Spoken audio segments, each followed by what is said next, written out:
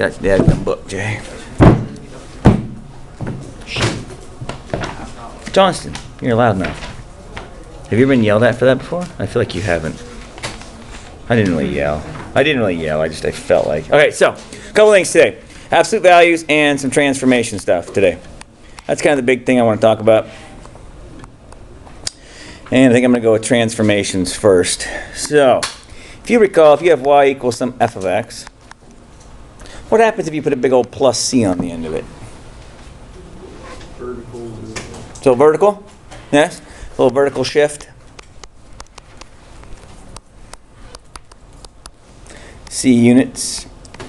So if it's minus, of course, it's negative. Okay, great. It goes down. Yay, that's awesome. So, oh, look, here's a function. What? Cool. So if this is f of x, then f of x plus 5 would look like this. 5 units up. Yay, same shape, just moved up a ways. No big deal. Okay? That is going to be pretty awesome later on, Lacey, for instance, when we get into taking derivatives. Okay? Are these functions changing at the same rate right here at x equals whatever? Oh my goodness, you're going to have the same slope. They do. So the whole plus 5 business, it doesn't affect anything. It doesn't affect how fast their rate is changing. They're changing at the same rate. They just look at a different location. No big deal. Now, what happens, Zach, if you have this dude?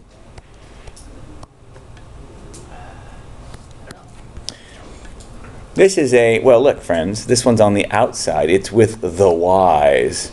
This one's with the x's. So we are shifting it. Which direction? Shifting c units to the right. What do you mean to the right, Mr. Groom? Well, So if this is f of x minus 2, that's 2 to the right. If it's f of x plus 2, then it is negative 2 to the right, which of course is 2 to the left. Okay? All right, so this is 2 to the left, in which of course you know this, and this is 2 to the right. That's why I love Desmos so much. I should work for them, but I tried to get a job. Actually, I looked at their job thing. You had to have a PhD. That sucks. And you have to live in the Bay Area, which also sucks. So what are you going to do? Bay Area isn't Florida or Oregon. What? Is it like Oregon or Florida? As in San Francisco. Oh. Yeah. I do love the Giants, but I don't want to live down in that god-awful mess. All right, so back to where I was. Squared. What? Add a slider. Oh, what? Check it out, dog. Whee!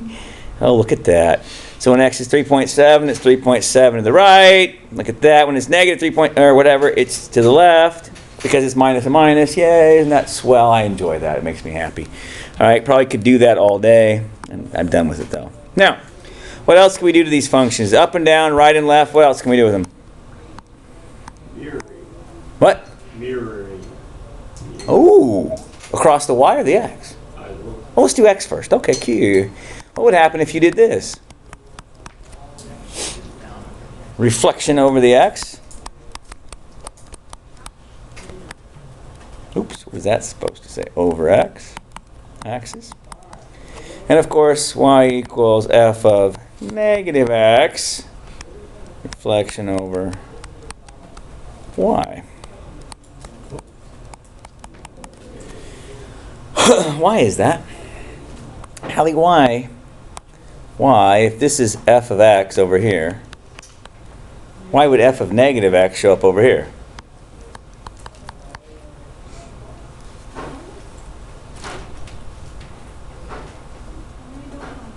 I do. Pick me. Okay, thank you. Okay, great. Here's why. Because here at negative 2, right? If you put in negative 2 into this function, what do you get? Positive. Oh, I know. So you're going to put in the y value that you got over here at positive 2. You're going to get that same y value. You're going to over here at negative 2. Awesome. Awesome. Piece of cake. Yeah, it's good stuff. Awesome stuff. So those two. What else can we do with functions? Oh, a little fatter, skinnier. You betcha. How would we do that? Fraction Well, careful now. Careful now. I like to start with a trig function. Trig functions, they just make me happy. There's sine x, yes? I was told this was sine x yesterday. What would happen if I did y equals 3 sine x? What would happen to this fella? Would he go higher, or would he go wider or skinnier? What would happen to him? The amplitude would be. The amplitude would be 3.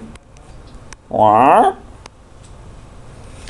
so when we write this, I like to write it as if you had a times your f of x. I like to think of this as a vertical stretch by a factor of a, provided that the absolute value of a is greater than 1. Right? Because it wouldn't matter if it was -5 or +5, it would still be a vertical stretch. If it was negative, it would also be a reflection at the same time. It'd be kind of weird, but it would stretch it vertically. The reason it stretches it vertically is because what's happening right here? What's the y value right here? Right here. 0. And what is anything times 0? 0. It is very much like stretching the gum. You pinch it in your teeth and you pull it out, yes? What happens if you don't pinch the gum in your teeth and you just start pulling it out? It doesn't really stretch, does it? So you kind of have to pin it down somewhere. Well, you pin it down on the zeros here, like so, and then you just stretch it up from there. Because obviously those ones aren't moving. Everybody else in this case is going to get 3 times bigger in this case, yes? What happens if the absolute value of a is less than 1? That is, if you prefer, it's between -1 and 1. What would happen? Well, instead of a vertical stretch, it might be considered to be a vertical, I like squish, but you can do whatever you want to call it. Just squish them a little bit like that. All right? Make the amplitude a little smaller. Like say, like so. That's what I call it. It's nothing, there's no technical term for that. It's just, people actually say it's a vertical stretch the whole time. It's just only, it's a stretch, it's just it's weird the way some people phrase it. I just don't like it. So I just call it a squish because it makes sense to me. But you do what you want to do. I'm not going to quiz you on that. I'm just going to quiz you on, can you, sketch them out? Do you know what's going on here? Here, check this out. I have a question for you right now. Compare the original function right here and this function right here. Which one's increasing faster? This one or this one? That one. This one. How many times faster? 3. Shut up. That's right. And so when we get to doing derivatives, you're going to be like, oh my gosh, like x squared and like 3x squared, they're going to be very similar, okay? Yeah, exactly, except what? The one's going to have like 3 times the slope. What? Who knew? Okay? And why? Because it's all about these transformations. It's kind of a big deal. All right? I like to make this so that it's pretty clear to you before we move on. Now, what would happen if you put this little a inside here like so? What happens to this fella? And again, I like to do it with a trig function. It can be done with other functions. But sometimes when you do it, like say with x squared, they kind of look alike. You can't tell one from the other. But when you do it with a trig function, it's pretty obvious what's going on. Yeah. What happens if a is bigger than 1, like 4 or something? What would happen? Is it a horizontal stretch?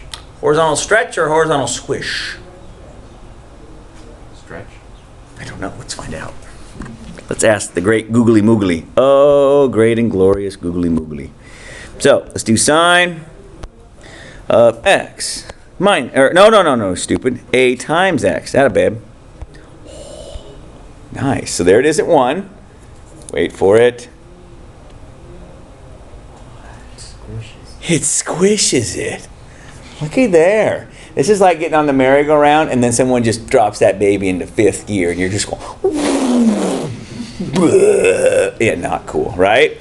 So obviously if it is less than 1, it stretches it, yes? It stretches it how, though?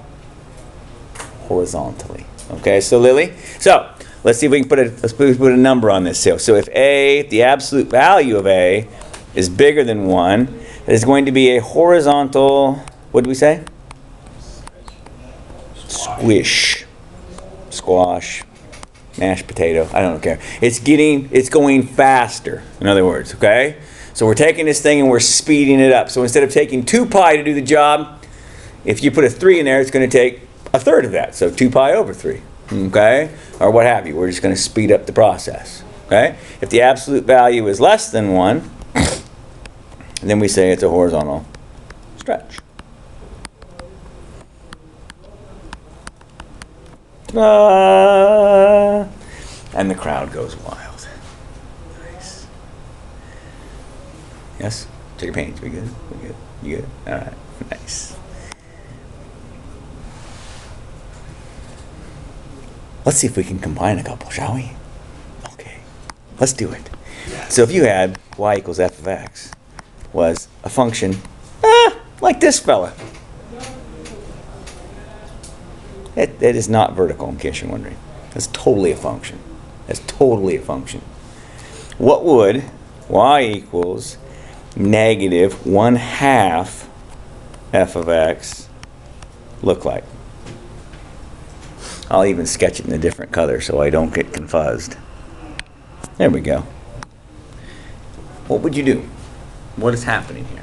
Be reflected over the x-axis. Over the x-axis and The amplitude would be half. well, we only call it amplitude if it's not a trig function, but it would get, yeah, the y's would all be half as big as they currently are. So check it out. This guy's a 0, this guy's a 0, they ain't moving. I'm going to make marks there. Okay? Hey, look how far we up. Look how far we are up right there. I'm going to come about half that far. That's cool. Huh? Hey, look how high we are down over here. I'm going to go about half that high up over here. I don't know. Just sketching this crap. By the way, if you were drawing someone with large, if you worked at the fair and you were one of those people that does those caricatures, if the guy's got big ears, yeah, that's pretty much all you need to work at. You know, if you're drawing those pictures, this guy's got giant ears. You better accentuate the giant ears. If it's Mr. Groom, you just kind of draw the hair way back there. You know, that sort of thing. If the guy's got a giant nose, you make sure you get the giant nose thing. If it's Haynes, you make sure you get a Dodger stuff on his shirt or what have you. That sort of thing. That's all you got to really worry about. I hit the high points. This is a sketch, people. I'm not a freaking artist here or anything. Okay, I just hit the high points. Call it good. Look how high this part is. I'm going to go about half that high. But look, it's still got to be a skosh higher than this point, yes? Down here, like so. Oh, look how low we are. Oh, got to go a little lower than that, I suppose. You know. Hey, look, wow, we're way up there. I'm going to go about half that far. What? And look, watch me play connect the dots. Mm-hmm. Mm-hmm. Mm-hmm. Mm-hmm. Let the freaking sketch get off my back. Okay, it looks something like that. Okay, just a quickie sketchy, no biggie, kind of fun. Notice that where it's increasing right here. Do you see it's increasing right there? See it? See it? See it? What's it doing here? Shut up! It's decreasing. Who saw that coming? Okay, yeah, I know, right? This stuff, people act like calculus is that hard. Yeah, there are times when it is, but there are a lot of times when it's like, oh, that makes perfect sense, especially if you can see the graph, okay? If you can see the graph, what it looks like, you can go, yep, that looks about right, or, no. When I was in college, no calculators to graph, really, and you get down, you got an answer, like, I got an answer, and then you look at the back, and you're like, no. Or, my favorite one is on the test, how'd you do? I think I did great. Yes, I guess I did not. But now I can look at a graph and go, I got the positive, it should be like a positive 2 slope. I can buy that by looking at the graph. Yeah, it seems reasonable. But you look at the graph and it's going downhill. Sorry, you screwed up. Okay? And it's just a quick way of doing it. And it's not hard. It's just like, oh, that makes sense. I can buy that for a nickel. How about this one here? Y equals f of x. And I'll just make some other random function. I don't know. I tend to draw the same basic functions all the time. I don't know why. Wow. So what if I said to you that I want to do, get another pen out.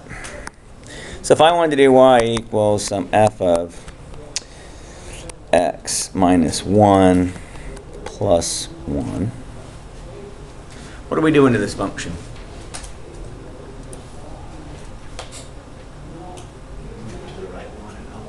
Right 1, up 1. Beautiful. Love it.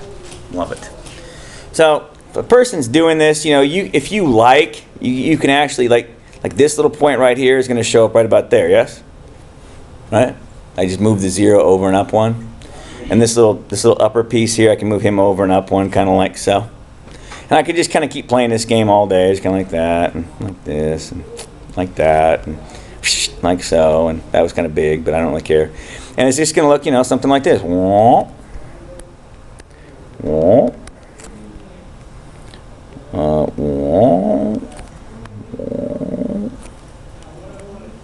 Buy that for a nickel?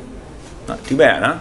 And again, they're just sketches. Mostly, I just want you comfortable so that when we get into doing derivative, and we say things like, hey, we take the derivative of sine of x, and I do the derivative of 2 sine of x, you should be like, this makes sense, because whatever the rule is should all check out. They all do, too. When I was a kid, they just taught us these. They didn't really teach us a lot of transformations when I was a kid, which made sense because we didn't do that much blame graphing. So if you didn't do that much graphing, why do you need to know what the dumb graph looks like? Nobody cares. But once you see graphs, you're like, if this is the same graph, it's just over and up a little bit, this isn't going to be that hard to mess with. In fact, they should be very similar. So, and that's how it's going to be when we get into doing the actual derivative things. It's going to be kind of fun almost. Yeah, almost fun. Now, something else today, little odd or even functions. Do you remember the definition of odd and even functions? This is something that we did a lot of back in the day because without graphing calculators, this was a way to really speed process these up by quite a bit. You remember what they're called, or how to do them, I mean? How would I know if one is an odd function or an even function? The exclude? Oh, no, not quite. Kind of, sort of, but not really. Kind of, sort of, not really. Okay? So people want to say that this one's an odd function. It is. But this one, that's not. You're like, how do I know, Mr. Grimm? Here's the deal. An odd function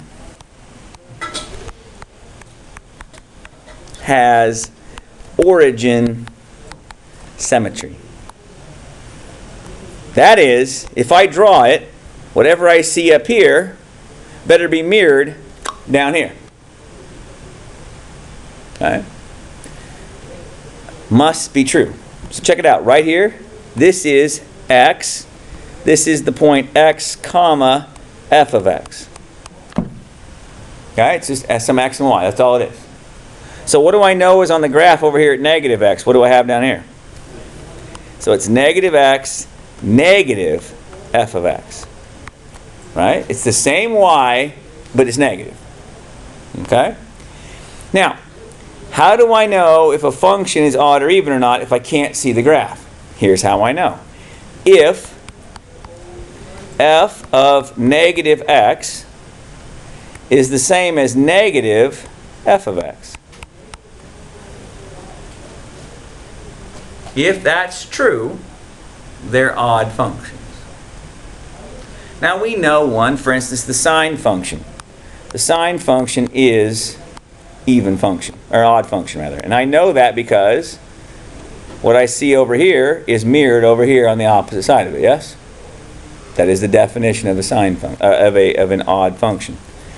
As it turns out, in Patterson's class, I know you did this, although I know a lot of you will say, no, we didn't. But you did. You were supposed to have. You were supposed to have learned it. I know he taught it to you. Hopefully, I'll leave it like that. There you go. You learned this as one of the many trig identities. That's one of the many trig identities. Whenever you have the sign of negative x, it's the same as the sign of x. Negative the sign of x. So the sign of negative 45 degrees is just the opposite of the sign of 45 degrees. That's all it's saying. Okay? This right here is just a fancy way of saying what we're saying right here. It's an odd function. Okay? And so tangent's another one. Tangent is also an odd function because that is also true for tangent. Whatever you set, so the tangent of 62 degrees is the opposite of the tangent of negative 62 degrees. Okay? But how would I know that if I wanted to do it on an actual function? So let's start with this function right here. If this was my actual function, then when you plug in x, you're going to get x cubed plus x. But what would happen if you put in negative x? Well, you would get negative x cubed plus negative x. I'll just kind of write it like that for right now. But what is negative x cubed? Well, it's negative x cubed, obviously, minus x. Now look at that thing. Negative x cubed minus x. Doesn't that look just like the original function? Isn't it just negative the original function? Yes. So because that's true, then x cubed plus x is an odd function. If that's true, then you've shown this to be an odd function.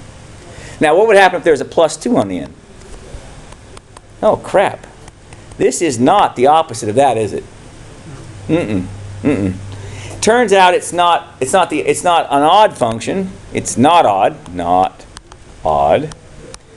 Does that mean it's even? No, because just like with numbers, there's odd numbers and there are even numbers and then there's 0. Yes? Who is neither? Yes? We're going to see in a minute that this is a neither situation. Okay? But right now you just know it's not odd. Okay? That's one of the things I love the most about statistics. I don't have to know what something is. I just know it's not that. Okay?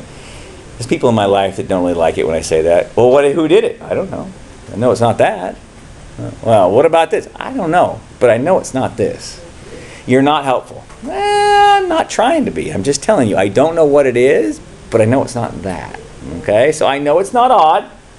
Not really sure if it's even yet, but we're going to talk about that in a second. Now, even functions are symmetric to the y-axis.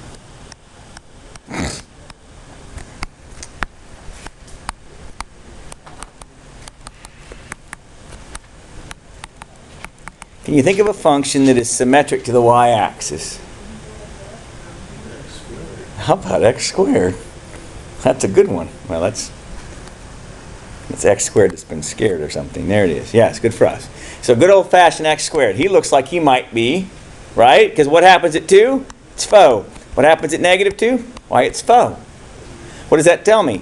It says that if f of negative x equals f of x, you're looking at an even function. If they had the same y value, plus or minus x, did the same y value, then you know it's an even function. That's for everybody. So it's not, you can't work for just one value of x, it's got to work everything. Okay? So x squared is 1, cosine is also an even function, right? Because it looks like this. Right? So it matches on both sides. Later on this year, we'll look at some things called Taylor polynomials. And the Taylor polynomial for a cosine function is actually a function that looks something like x to the 6th, x to the 4th, x squared, and then a constant on the end. And for a sine function, it'll be something like x to the 7th, x to the 5th, x to the 3rd, and so on and so on and so on. And it'll be obvious why they're called odds and even functions when we get to there. A little bit more even. Okay? But if you had this function, x to the 4th plus, well, 6. Why not? Sure. If this were your function, then if I plugged in f of negative x, I would get, well, it's the same. Well, what do you know? So because this is the same as that, then it's an even function. Okay? So you look, it's either an even function or it's an odd function. If it's not one of those two, then you say it's neither. Okay? And you can see a lot of functions right when you graph them. Like if you had a graph, it's pretty easy to tell. So let me just make one up here. I'll just pull one out of my fanny here. Sine x, sure, plus 3x cubed or something. Let's see, plus, yeah. Oh, I don't want to, yeah, absolute value, shut up, of x. Look at that. Squared. Okay, so right now, what is this function looking to be? Sure looks like it's an odd function, yes? Let me see if this works here, what this does for us. Whoa, it's still odd. It looks like anyways. Oh, okay. And so why might that be true here? Well, let's see. What happens when you put a negative into here? Okay, well this one's going to go obviously and change signs, obviously. This guy here is going to change signs with a negative. This guy isn't going to change signs. So it looks like this might be an issue if we go out far enough. But right now, the way it sits, just looking at the graph, it sure looks like it is. It sure looks like it should be an odd function. The question would be, why is that, Mr. Groom? So we'll look at that a little bit. But the idea here being is it doesn't matter if you put a negative into here or not, right? If you put the negative into there or not, it's gonna be positive no matter what you do there. Okay? So there'll be times when, like this one, if I did this, that's just straight up mean if I put that on a test. That's straight up mean if I said you check it by putting in negatives and see what happens, because that one might fool some of you. Okay? But when you graph this one, it's pretty clear what this one is. By the graph, this one is clearly an odd function. And you should be able to prove it whether you can or not. It's another story. You know, if you had a function like this one is, well, let's do that. Yeah. What? What's going on here? What is this? What is this foolishness? What do they look like? Sure looks odd to me. Yes, indeedy. Ooh, what if I did this? What? Look at that. It's even again. Yay, and so forth and so on and so forth. Okay? So pretty easy to tell by looking at the graph. So if after you've done this business here and you're like, geez, I'm not sure, is it odd or even? Of course, look at the graph. Okay? But I need you to be able to look at it from this point of view as well, because what this is telling me is what's happening over here is either it can have the same y value as before, that makes it even, or they're going to be opposite y values as before. That's what makes it an odd function. So over here they had opposite y values. This might have been positive 8 and this might have been negative 8 for a y value. Okay? So that's the key. So either the odds, they're evens, or they're neithers. There's a lot of functions that are neithers, like natural log. Natural log, what does natural log look like? I don't remember here. Let's see. So ln of x, where are you, you hippie? No. Boom. Yeah, ln of x, dog, check it out. What is that, odd, even, or neither? It doesn't show up over there, so it can't be either one of them. Okay. Clearly, if you put an absolute value in here, oh, now she is even. There you go.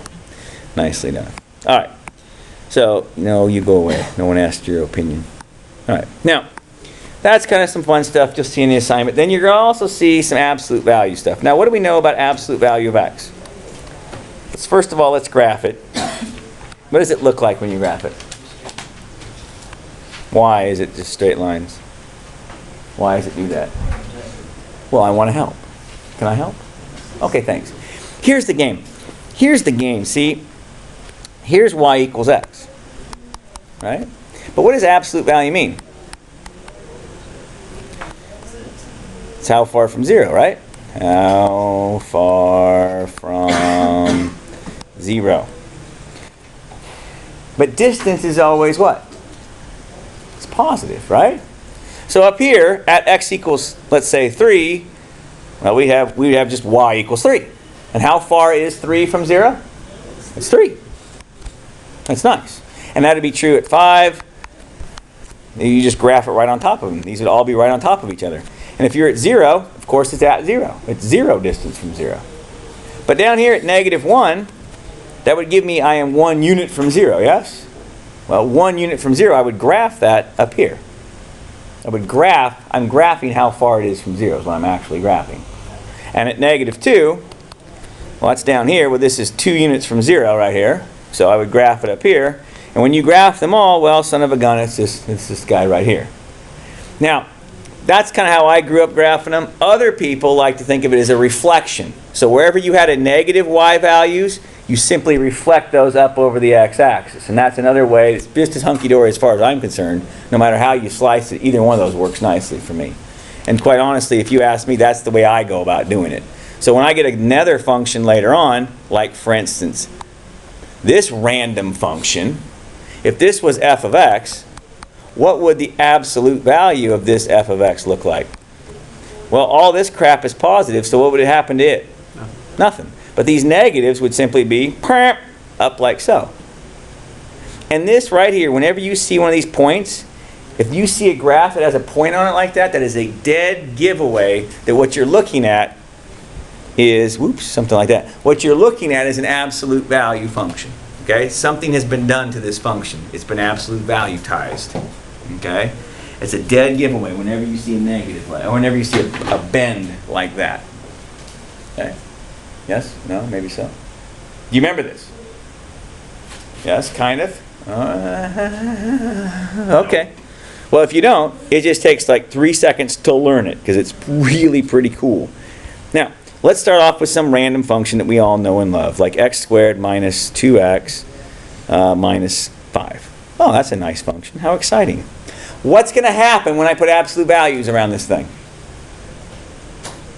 When I put absolute values around this whole shebang, what's going to happen in this function? Bottom line can flip up. Yeah, this bottom stuff is going to be up in the middle, like so, yes? Let's see if that's true. Highlight this mess. Absolute.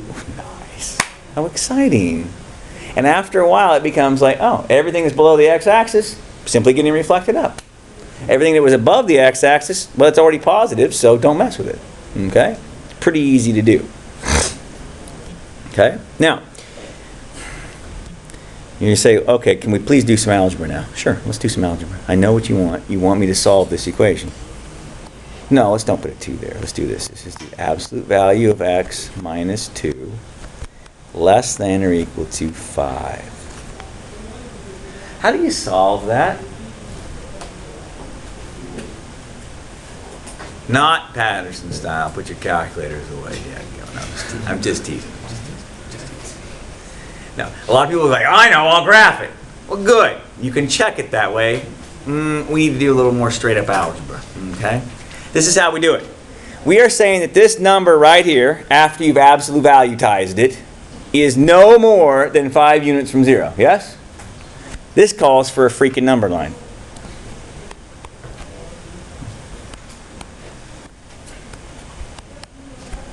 And this x minus 2, can be anywhere between there and there. Yes? That's what it's saying to us. I can be no more than 5 units from 0 on either side of it. That's what it's saying to me. Well, wait a minute. If this number x minus 2 has to be between here and here, couldn't I rewrite that in a different fashion then? Instead of writing it like this, couldn't I write it in a different way? I feel like I could write it like this. X minus 2 must be between negative 5 and positive 5. Because this told me to draw this picture. This picture screams, I can write it like that. What? Wouldn't it mean negative 3 and 5 or negative 5 and 5? Do what now? It could only be between negative 3 and 5. Well, no, we're not done solving yet, brother. We're not done solving yet. We're setting it up so that we can solve it. Okay? We're going to solve it. You're not wrong. There's 2 answers for this problem. Obviously, one on this side, one on that side. Yes. But I'm trying to get to a point that makes sense to solve it. When I was a kid, they're like, just do this. And I'm like, ah! But if you remember, absolute value is a distance from 0. Draw a freaking number line. This says that this thing has to be less than 5 units from 0. That's between here and there. Okay, that's x minus 2 has to be between there and there. I don't care about x minus 2. I care about x. Yay! So check it out. Whatever you do to one side, you do to the other sides. Yes? So negative 3 less than x less than or equal to 7, like so. And that is my answer. Nice. Or this. Either one would be hunky-dory with me. Now think about this. What would that look like on a graph? What would this thing look like on a graph? Well, absolute value of x looks like this. Yes? This is absolute value of x. What does absolute value of x minus 2 look like? Left, right, up, down? To the right 2. So if I were to draw this, it actually looks like this now. Like so. And what does the line y equals 5 look like? It's a horizontal line. And where do those guys cross each other? Apparently, at -3 and +7 is where they cross. Apparently. By the way, another way I like to think about this problem is, remember the original function was, where is this guy? That's the v. Where is the v less than the line? That's another way I like to think of it when I think about the graph. Because the absolute value is this v business, and I want to know where is this v business less than the line y equals 5. Well, anywhere between x equals -3, right here, and x equals +7 over here, yes? Anywhere between there, the v is below y equals 5. So we're going to look at it both ways, both graphically and algebraically. You need to be able to do it both ways. You need to be very comfortable going both ways. And you will be when we're all done, I promise. Promise. Look at you looking at the clock. I got my eye on it, brother. You're not going to keep you at overtime. God, heaven forbid you'd miss out on your next class or something, you know. I want to go to whatever it is. What do you got, band next? Oh, I'm keeping you totally late. I owe her big time. You people always make me wait. All right. Now, this one also makes me feel like drawing a number line. But look, this is saying this number is more than 7 units from 0. Where is that located? Well, here's 0. Here's 7. Here's -7. Which way should I draw my arrows? Inwards or outwards? Outwards. Notice I left open dots because it's not equal to 7.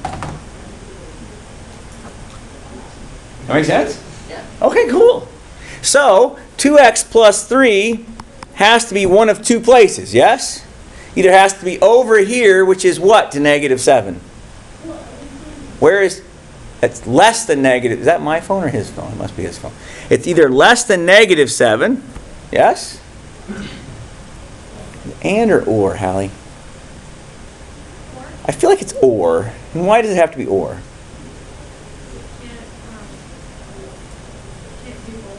There you go. See? It's just common sense. You cannot be out here and out here at the same time, right? Mom, I can only do one thing at a time, for God's sakes. Get off my back, all right?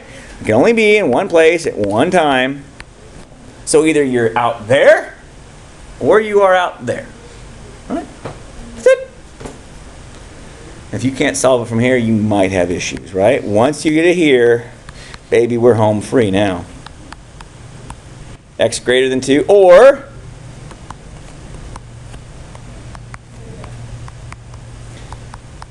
less than -5, yes? Can I write it any better than that? Not really, although I would like to show you a couple of things. Math books frequently write them like this.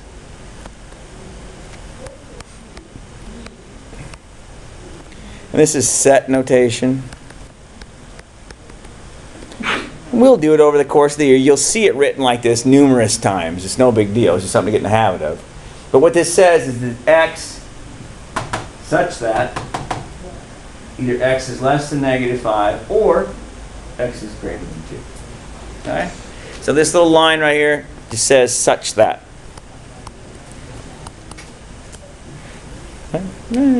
We could have done that on the previous problem. The previous problem we would have phrased it like so.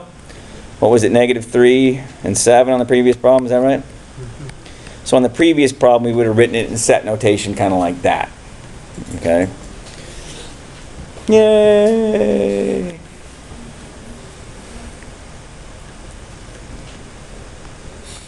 Lily says, but couldn't I write it like this?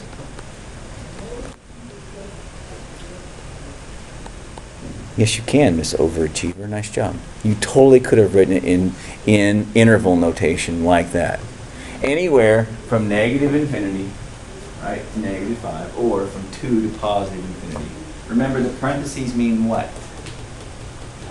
Not inclusive. How come you can't be equal to infinity? Because if we knew what infinity was, we'd put a freaking name on it, okay? Okay, you can't get there, so you can never equal it. Okay?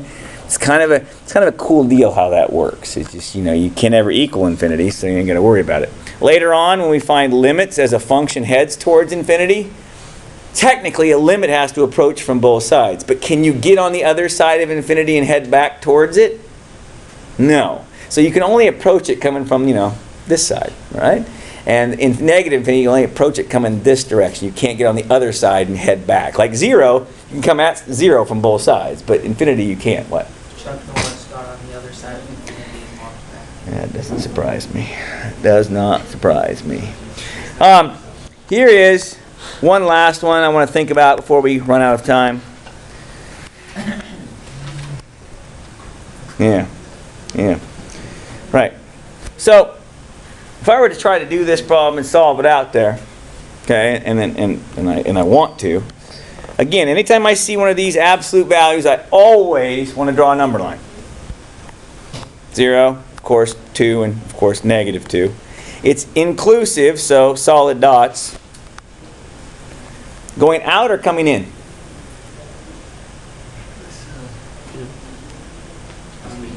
Going out, because they need to be further than 2 units from 0, yes? Yes. So again, either x squared plus 2x needs to be less than or equal to negative 2, right? Or x squared plus 2x needs to be greater than or equal to positive 2. Now this one, it gets kind of interesting. How do you solve a quadratic? Put your calculator down. You need a freaking calculator, right? So you look at this, or you look at this, right? How many answers should this equation have? Well, it's quadratic, so it probably ought to have 2, right? And how many should this one have? Probably ought to have 2 too. Weird. That sounds like 4 total answers. This is mind-blowing. Okay? So, check this out. I am going to do the quadratic formula, opposite of b, plus or minus the square root of 4 minus 4 times 1 times 2, all over 2a, which is 2. Oh crap, friends, this is negative. What does that mean? Not real, they're imaginary numbers. By the way, I am not shocked by this, not even a little bit. X squared plus 2x is a quadratic, yes? That opens up. Where is this parabola that opens up, that touches the x-axis, but just barely goes under it? Where does it go less than negative 2? It doesn't. Okay, it does not. So there's no solution on this side, but is there a solution on this side? More than likely. So negative 2 plus or minus the square root of 4 minus 4. So 4 minus 4ac.